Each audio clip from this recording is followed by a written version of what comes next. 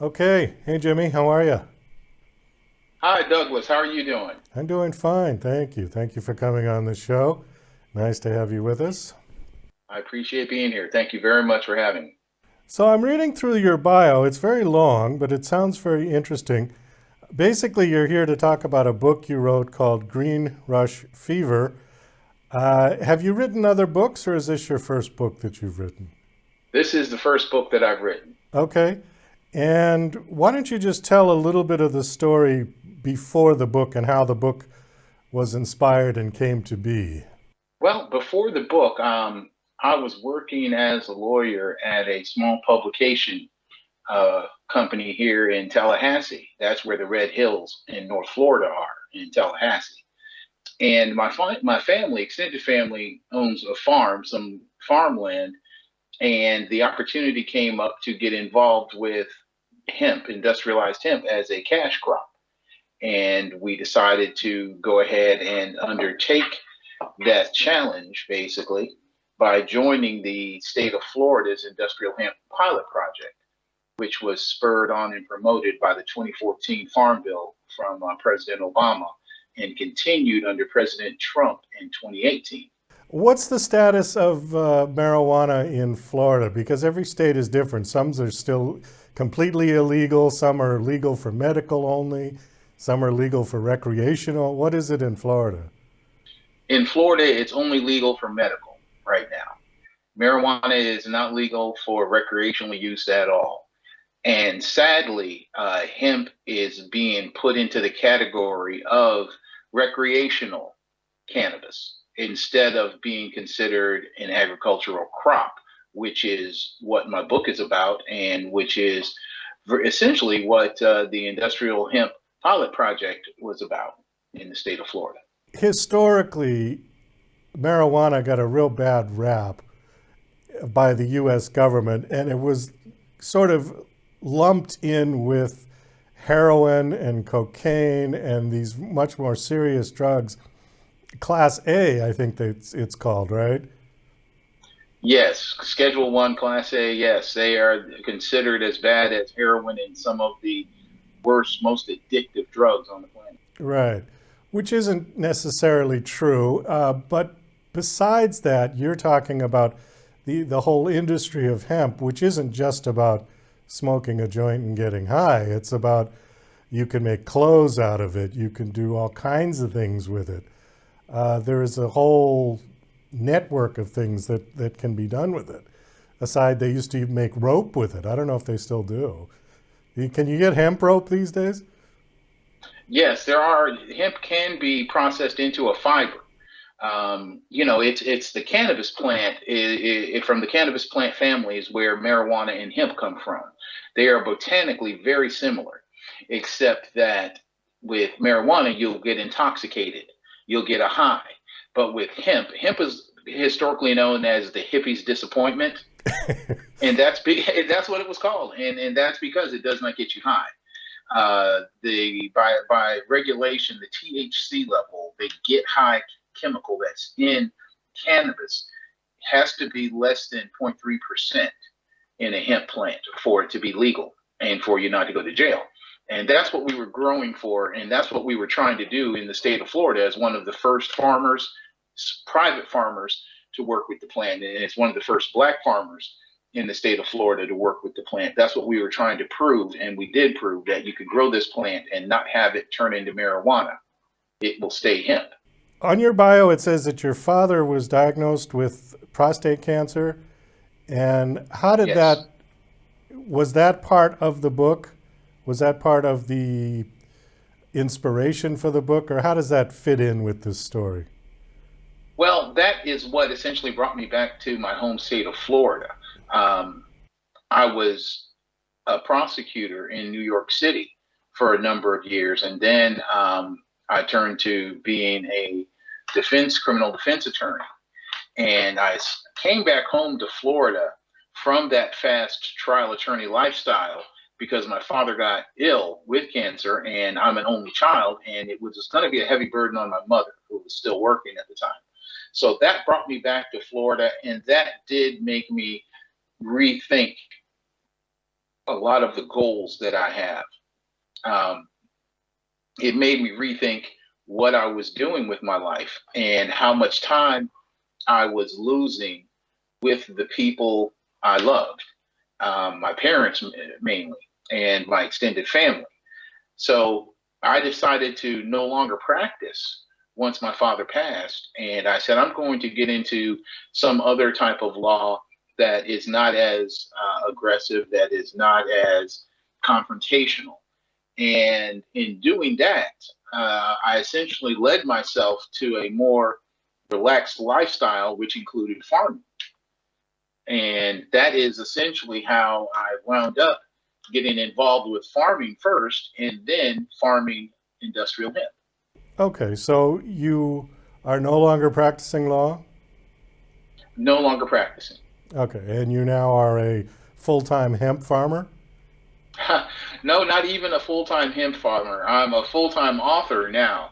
The hemp farming it took a big hit from COVID. Our family has a small farm and a small farming operation with very few laborers.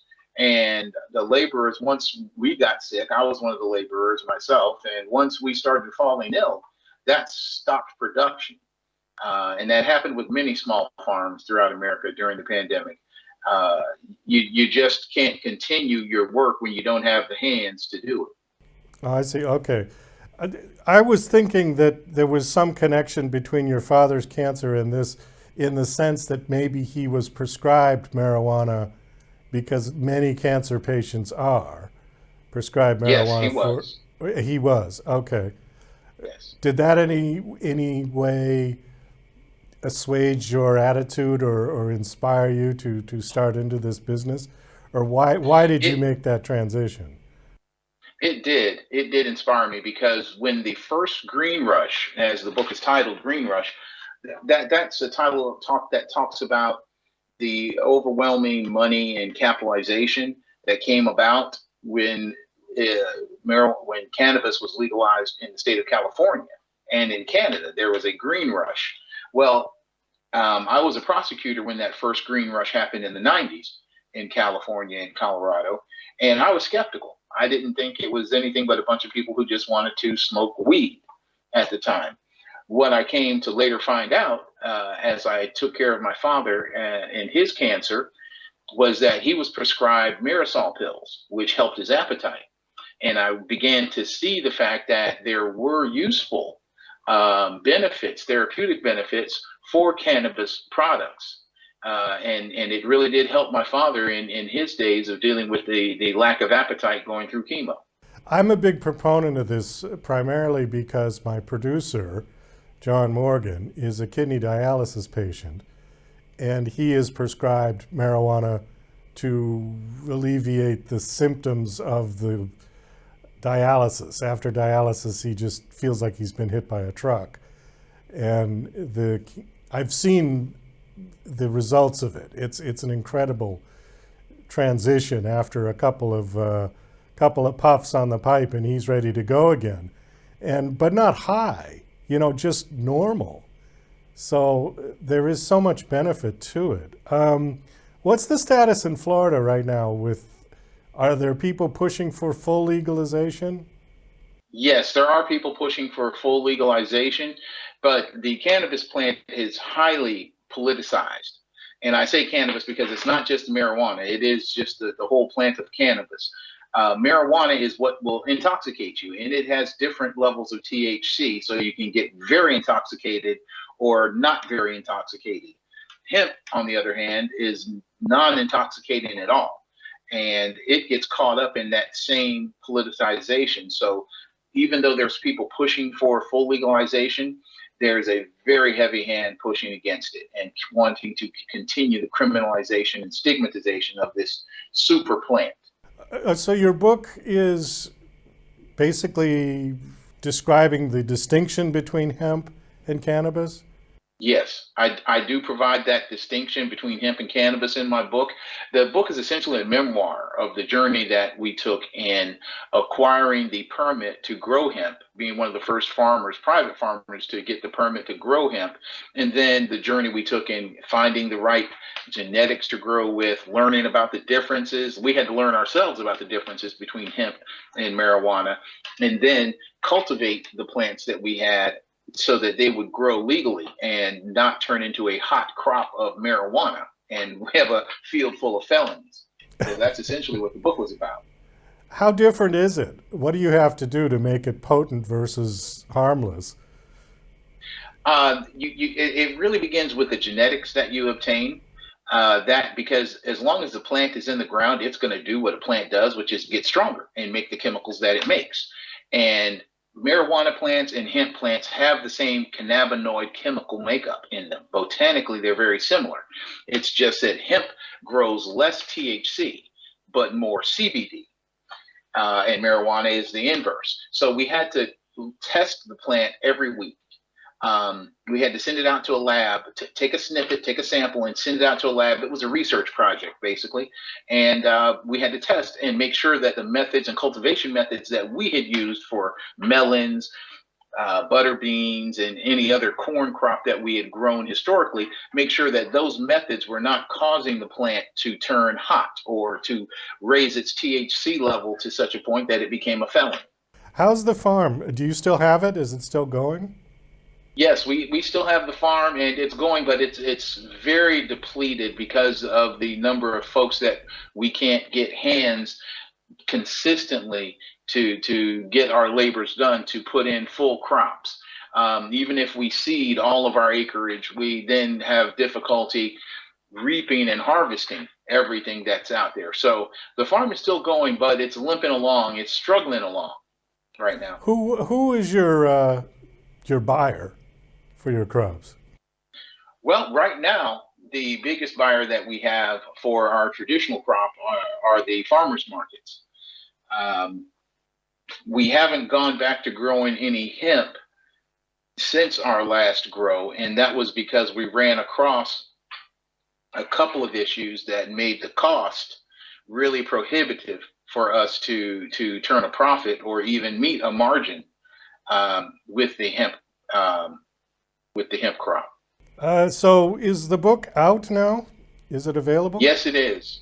Yes, it is available on Amazon, at Barnes and Nobles, at Books A Million. It's available at a lot of retail establishments as a hard copy, soft cover hard book, or as a ebook, an electronic book. Well, Jimmy, we got to wind this down. We have run out of time. Thanks so much for coming on. Do you have a website that you want to give out?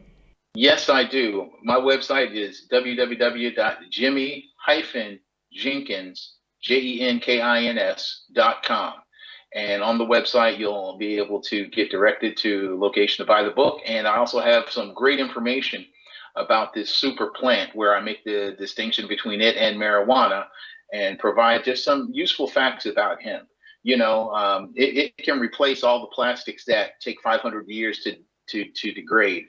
Hemp bioplastics only take 6 months to degrade, but we could replace all of our plastics with hemp if we just turn the corner and lose the stigma and use hemp plastics instead of the petroleum-based plastics that we currently have.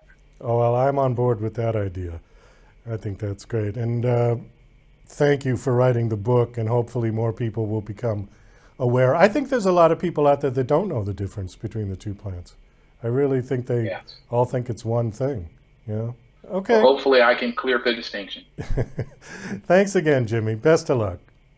Thank you, Douglas. You have a great day. Appreciate the interview.